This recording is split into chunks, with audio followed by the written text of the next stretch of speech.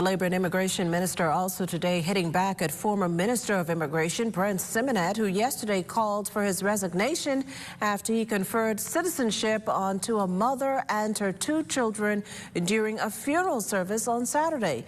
Simonet blasting the move as improper, but Bell says the former minister has no legs to stand on, having been forced to step down from cabinet on 2 occasions. He adds that despite criticism, Simonet never called his actions unlawful.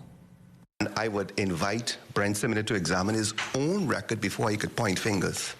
Here it is. We're talking about someone who introduced a Commercial Enterprises Act to allow persons in this country to bypass every process to obtain status in this country.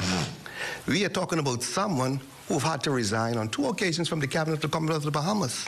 And so his own record ought to be examined before he could point fingers at anyone. In my view, he have no moral authority to speak to me on this matter. Asked whether he would repeat the actions, Bell insists the deceased served the Bahamas for years, due diligence had been conducted, and cabinet had granted approvals. He went on to defend the appropriateness of conferring citizenship at a funeral. Well, the fact of the matter is, any place that can be done any place. And as I indicated before, and you'd have seen in a note that I would have sent, he would have called me while he was in the hospital. I was in Switzerland at the time. When I returned, he was being buried within the week on that Saturday. And so in those circumstances, he called me on his deathbed and said that if he would want his wife sworn in as a citizen in his presence.